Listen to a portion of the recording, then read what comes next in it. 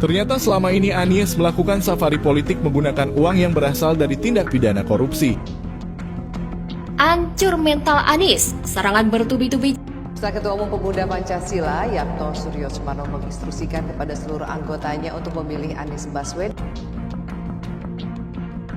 Orang-orang terdekat Anies Baswedan, khususnya dalam ruang lingkup politik, kini mulai tertangkap oleh KPK. Ada apa gerangan? Apakah ini ada hubungannya dengan aliran dana capres? Seperti yang kita ketahui bahwa Tom Lembong sudah lebih dulu masuk ke dalam pusaran tersangka skandal korupsi impor gula oleh KPK. Dan yang terbaru kini ada penggeledahan di rumah Ketua Umum Pemuda Pancasila yang kita tahu bahwa Anies Baswedan memiliki dukungan yang sangat-sangat penuh dari ormas tersebut karena Anies merupakan salah satu kader kehormatan dari Pemuda Pancasila. Waduh, ada apa nih? Bahkan skandal ini melibatkan uang ratusan miliar karena memang kita tahu bahwa di dalam penggeledahan ini KPK menyita sejumlah aset berharga dan sejumlah uang yang nominalnya sangat-sangat besar. Lalu apakah ada urusannya dan ada kaitannya dengan biaya pencapresan Anies? Karena seperti yang kita ketahui bahwa biaya capres ini sangat-sangat mahal. Kemudian yang terbaru adalah adanya skandal dana korupsi yang digunakan untuk berkampanye salah satu capres di pemilihan presiden 2024. Bahkan dalam keterangannya ini menyebutkan rugi bandar. Korupsinya sudah, uangnya habis, tapi capresnya kalah. Dan selangkah lagi akan menjadi tersangka. Sepertinya sangat menarik untuk disimak. Ternyata selama ini Anies melakukan safari politik menggunakan uang yang berasal dari tindak pidana korupsi. Pantas saja Anies bisa melakukan kegiatan safari politik menggunakan pesawat jet pribadi. Selama ini dana safari politik Anies ternyata berasal dari korupsi. Langkah Anies menerima dana korupsi tersebut merupakan sebuah awal kehancuran dari karir politiknya. Kalau dari awal sudah kotor maka seterusnya bakal melenceng. Borok Anies dibongkar tuntas netizen. Ambiar. Iya, bandar belum sepakat. Apa namanya, duit belum terkumpul, 20% belum terkumpul, ya gagal. Anies mengatakan dunia internasional memuji transportasi di Jakarta. Bullshit. Makin macet, makin gila. Tapi kalau menjadi pemegang otoritas di Republik ini, itu persoalan misi, bukan persoalan cita-cita. Jika Anda bercita-cita jadi presiden, maka Anda akan keluarkan uang habis-habisan untuk bisa meraih perhatian publik dan kemudian bisa mendapatkan posisi presiden. Saya orang yang tidak optimis bahwa Anies akan menang dalam Pilpres 24. Ya. Mbak Gayung bersambut nasib pencapresan mantan Gubernur DKI Jakarta Anies Baswedan seperti banyak batu sandungannya. Hal itu tergambar dari banyaknya rekam jejak digital kebobrokannya dibongkar habis netizen Indonesia. Salah satunya tweet dari akun Twitter @bangnalar yang menyatakan bahwa rekam jejak digital Anies tak akan menipu masyarakat. Pasalnya, dalam unggahannya ia membongkar jejak digital Anies Baswedan saat berpidato pada 2013 silam, yang menyatakan jika Anies jadi presiden, yang lebih ia kedepankan adalah visi misinya. Padahal, pada bulan November lalu, Anies justru membantah pernyataannya sendiri dengan menyatakan jika ia jadi presiden, yang ia jual bukan visi misi, melainkan rekam jejak karyanya. Sehingga akun Bang Nalar pun menyebut, mana ada bandar yang mau modalin Anies nyapres kalau kata-katanya melencang-melenceh. Selain itu, ada juga dari akun Lambe Lamis yang menuduh Ketua Umum Pemuda Pancasila, Yapto Suryo Sumarno menginstruksikan kepada seluruh anggotanya untuk memilih Anies Baswedan jika menjadi capres 2024. Diperlukan adanya tindakan-tindakan penyidikan dalam hal ini, penggeledahan untuk mencari alat bukti tambahan. Kabarnya uang yang disita dari penggeledahannya di rumahnya Ketua Pemuda Pancasila itu setara 56 miliar rupiah. Apakah itu benar? Terima kasih. Baik, untuk lebih menjelaskan bahwa benar pada hari Selasa tanggal 4 Februari penyidik melakukan kegiatan penggeledahan untuk tersangka RW. Ada 2 lokasi, yang pertama di rumah saudara AA di perumahan Interkon di daerah Kembangan, Jakarta Barat. Dari lokasi tersebut penyidik menyita uang dalam bentuk rupiah dan falas senilai 3,49 miliar, dokumen, barang bukti elektronik, dan juga ada tas dan jam tangan branded ya. Untuk kegiatan di rumah tersebut berlangsung dari pukul 10 pagi sampai dengan pukul 4 sore waktu Indonesia bagian Barat. Untuk lokasi kedua merupakan rumah saudara JS di daerah Jagakarsa, Jaksel. Ini penyidik menggeledah dan melakukan penyitaan 11 kendaraan bermotor roda 4, uang dalam bentuk rupiah dan falas senilai kurang lebih 56 miliar, dan ada juga penyitaan dalam bentuk dokumen dan barang bukti elektronik. Untuk kegiatan berlangsung dari pukul 5 sore sampai dengan pukul 11 malam waktu Indonesia bagian Barat.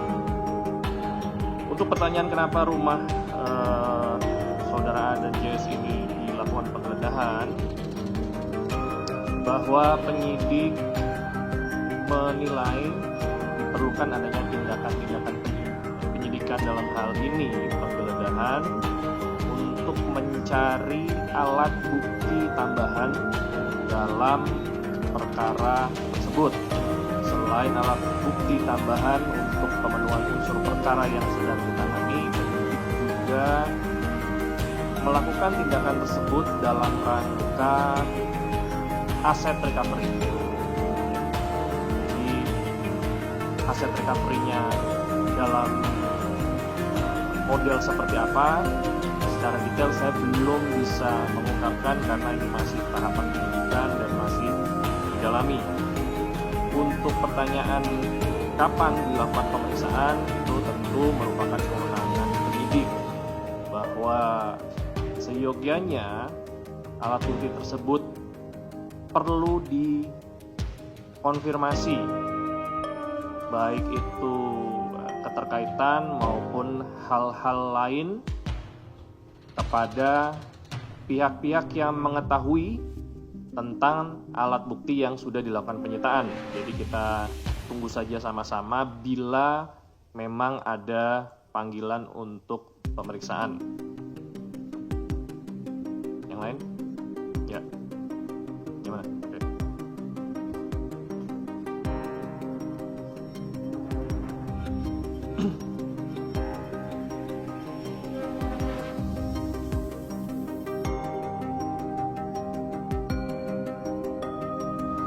Ya, kalau tidak salah satu wakil ketua sudah memberikan tanggapan ya terkait itu. Dan nanti tinggal dilihat saja secara prinsip bahwa KPK sebagai lembaga negara secara reguler tentunya dilakukan evaluasi. Siapa yang melakukan evaluasi?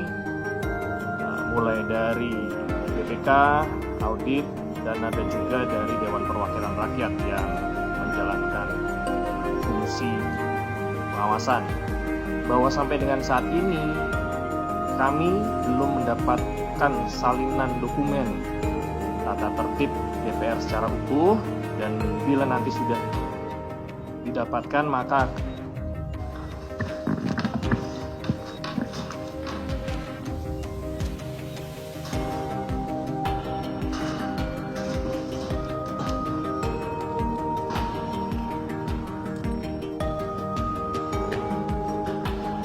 Assalamualaikum warahmatullahi wabarakatuh. Selamat malam yang saya hormati rekan-rekan jurnalis. Pada malam hari ini, tanggal 24 November tahun 2024, Komisi Pemberantasan Korupsi akan menyampaikan pointers konferensi pers kegiatan tangkap tangan dugaan tindak pidana korupsi, pemerasan, dan gratifikasi di lingkungan pemerintah Provinsi Bengkulu yang detail akan disampaikan oleh Bapak Sampai Pamungkas.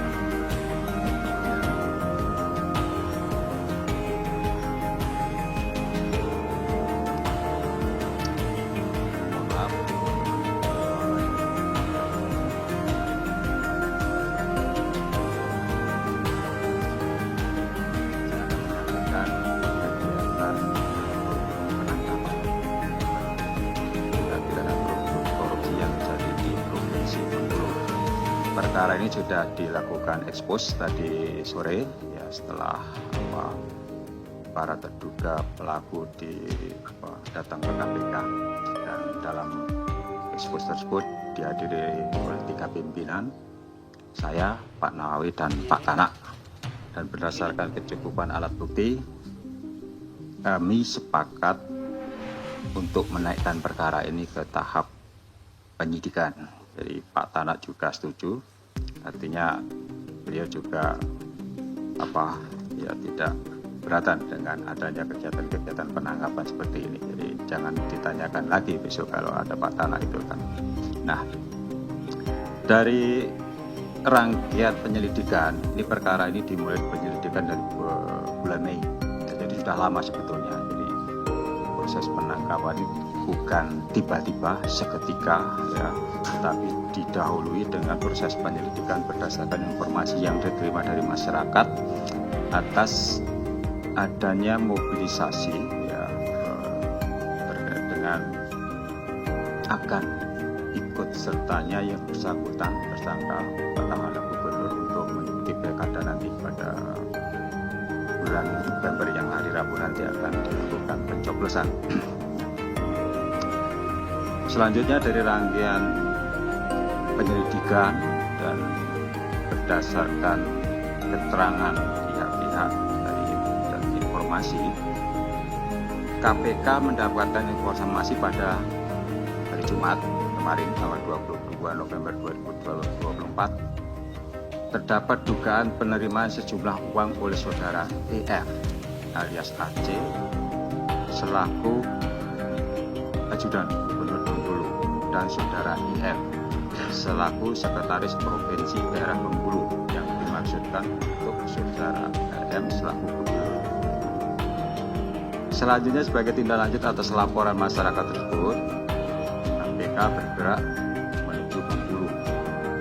Pada tanggal 23 November 2024 sekitar pukul 7, tim mengamankan beberapa pihak, yaitu saudara SR selaku Kepala Dinas Tenaga Kerja dan Transmigrasi Provinsi Bengkulu ada di rumahnya sekitar pukul 7, dan SR Kepala Dinas Kelautan dan Perikanan Provinsi Bengkulu dan di rumahnya sekitar pukul 30, SD Kepala Dinas Pendidikan dan Kebudayaan Daerah Bengkulu sekitar pukul 8.30, FEP Kepala Biro Pemerintahan dan Kesra Provinsi Bengkulu juga di rumahnya sekitar pukul 8.30, IF Sekretaris Daerah Provinsi Bengkulu di rumahnya sekitar pukul 16, dan TS Kepala Dinas Pekerjaan Umum dan Tata Ruang Provinsi Bengkulu di rumahnya sekitar pukul 19.30, RM Gubernur Bengkulu di Serangai Bengkulu Utara sekitar pukul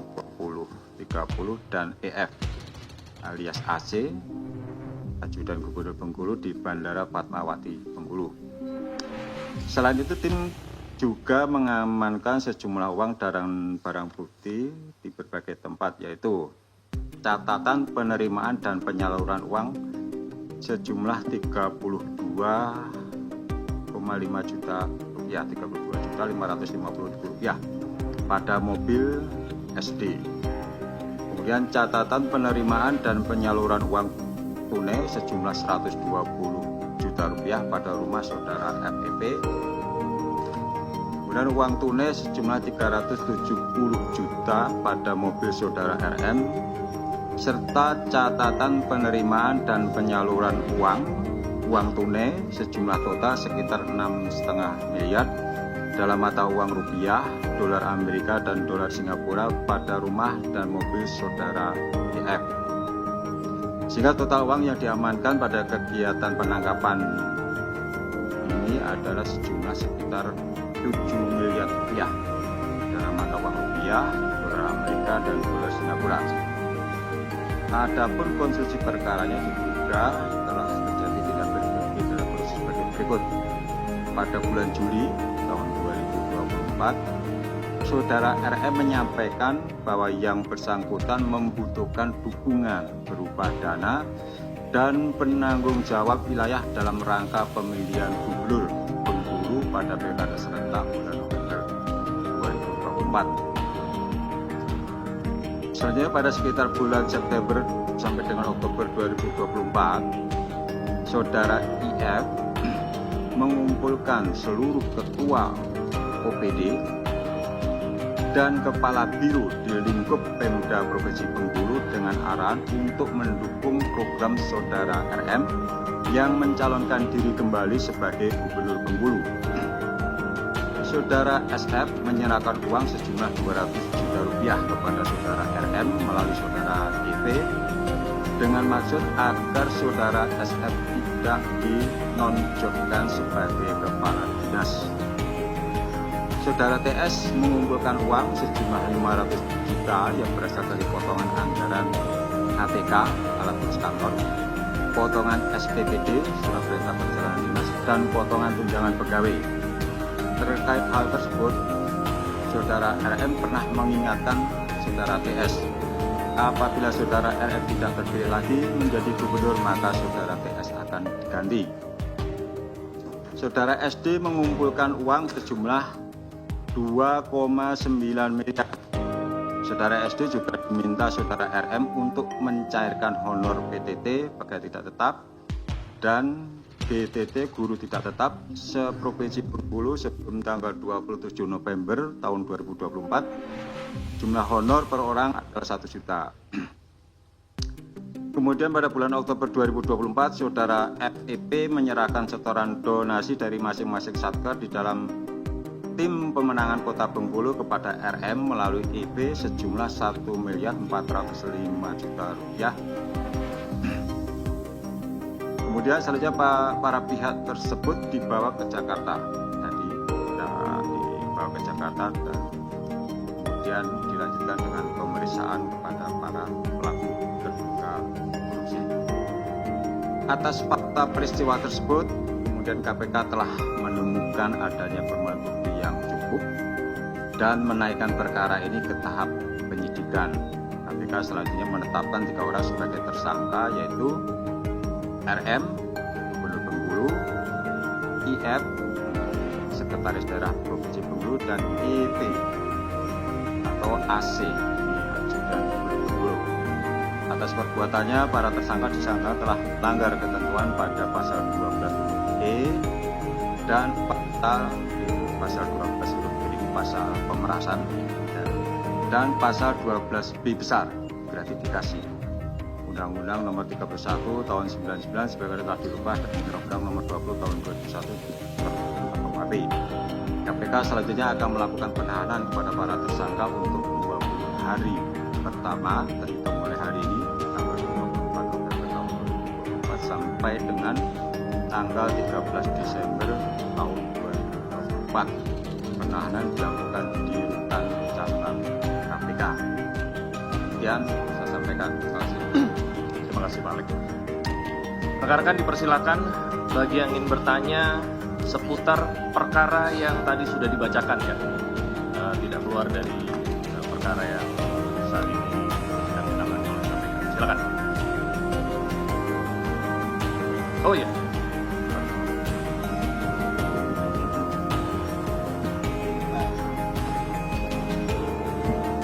Ya, kita tunjukkan terlebih dahulu.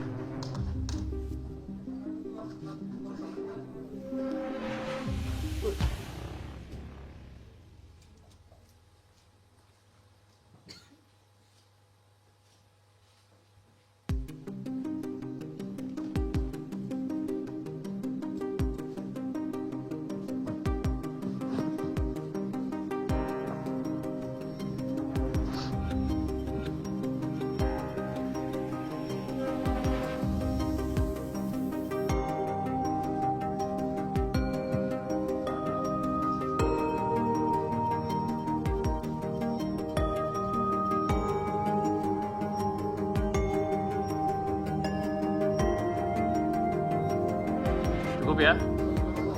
Hah? Belum? Ke atas?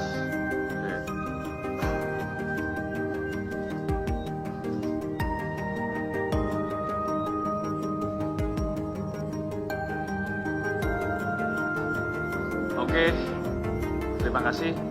Untuk barang bukti bisa dikeluarkan kembali.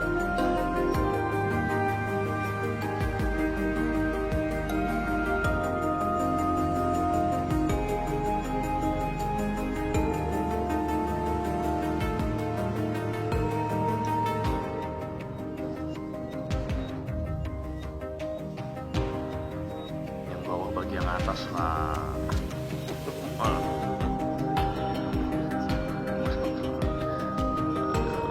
Oke.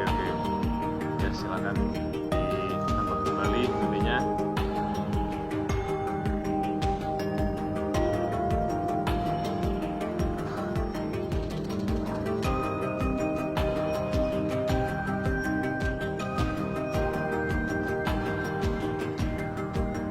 Silakan. Bisa keluar.